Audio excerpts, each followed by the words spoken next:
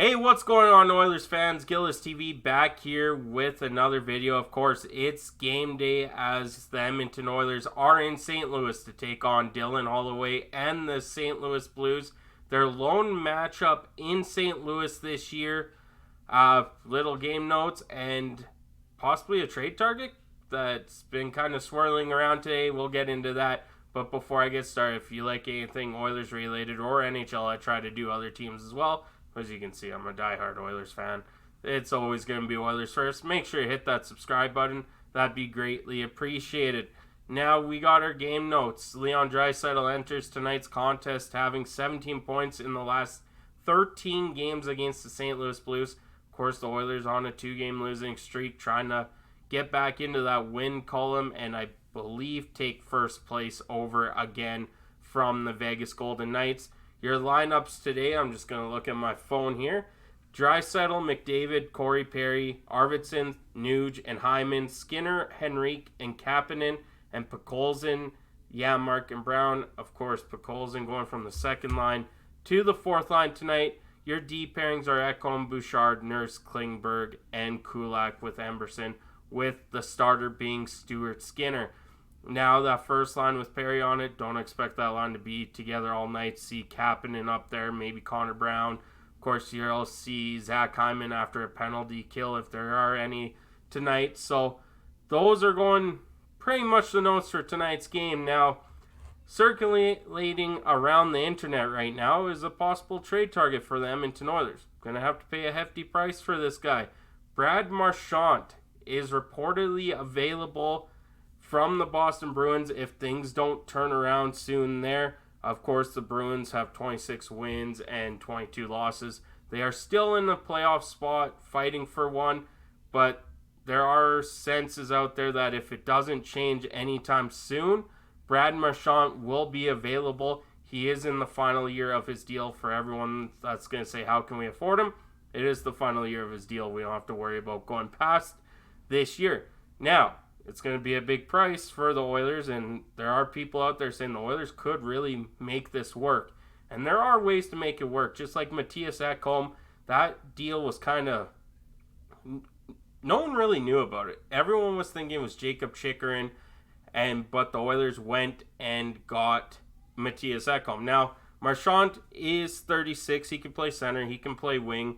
Very versatile. One of those players, like Corey Perry, you hate to play against him, you hate when he's on another team, but you love him when he's on your team. That's kind of who Brad Marchand is. And now, going to the contract side of things, this is an 8-year deal for Marchand. When he signed this deal, it is in the final year, and the Oilers do not have a first-round draft pick unless something horrible goes wrong in the next couple months. They don't have a first-round draft pick for next year. Now, that was traded to get Sam Riley and all that. So, there is that, because that pick would have turned to 2026 if it was top 12. Doesn't seem like the Oilers are going to get a top 12 protected pick here. So, that pick is more than likely gone. His contract, $6.125 million. Now, you're going to say, well, that's kind of hard to take. Yes, unless we pull the Vegas Golden Knights. If Evander Kane can try and push back his return to Game 1 of the Stanley Cup Finals, that's $5 million right there. What did we do with Mattias Ekholm? We sent a prospect, we sent Tyson Barrie, and a first-round pick. Now, I get it. Our prospect pool sucks when it comes to the Edmonton Oilers. Of course, that doesn't help with St. Louis taking away Broberg or Holloway, but we can still make it work. 6.125. The Oilers could realistically take most of that on if Kane was to push away. But when Kane gets back, he's going to take up a roster room. So the player that I would assume would come off the books in a scenario like Mattias Ekholm would be Jeff Skinner. That $4 million contract, or $3 million, whatever it is, contract comes off. That right there pays for half or more than half of Brad Marchand. If you can try and get them to retain $1.125 million. That makes a huge difference. You can still upgrade other places.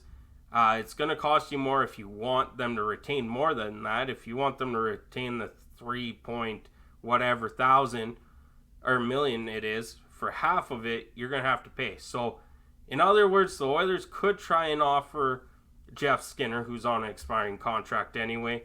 You can try to give up a guy like Sam Riley, which I highly don't recommend, but if it was between O'Reilly and Matthew Savoy, I'm keeping Matthew Savoy every day. I watched him in the All-Star AHL game last night. He's going to be on them into Oilers next season. Now, there's that. You can give the 2026 first-round pick away as well. So, a lot of scenarios here for Brad Marchand, which, honestly, like I said, it's one of those guys you hate playing against. You think he's a goofball, and then when he's on your team, you like him. Corey Perry's the same way. How many times did we say we hated Corey Perry when he was on Anaheim? Now he's an Oiler, and we love him. So looking at the stats for Marchand, he has 42 points in 54 games this year, 19 goals, 23 assists with 58 penalty minutes. So, of course, we know what we're getting in Brad Marchand, and this could be something that the Oilers look into. I know Rantanen's name's been around, but I don't think Carolina's going to give up Rantanen this year. That still allows the Oilers, if they really want to, go after him next offseason. They can still do that. But for Brad Marchand, trying to get him, this is one pick I actually think would make sense because, like the video I did yesterday, the Oilers in the Western Conference are third in goal differential in the whole Western Conference. They are fourth in goals against. Our defense this year has stepped it up. Darnell Nurse and Brett Kulak, by the way, happy birthday to Darnell Nurse, have stepped it up that realistically we can upgrade depth defense with the signing of John Klingberg. Of course, Klingberg's only played 2 games. We'll see how he does and fares, tonight and the back-to-back situation they're in. He might get tomorrow night off or something. We'll see about that. But with the back end, you can try and go for depth, but I think Emberson's been playing really good ever since, mid-November when everyone on the defensive side of things stepped it up. Our goal scoring's down. That's one thing that the Oilers could address with this. And this is a top 6 forward coming in. You can put him with McDavid or Draisaitl. If you want to run the Hyman, McDavid, Draisaitl line, go with Arvidsson, Nuge, and Marchand. I don't mind that either. So there are a couple scenarios where this does kind of make sense in the Oilers front. Now, is it realistic?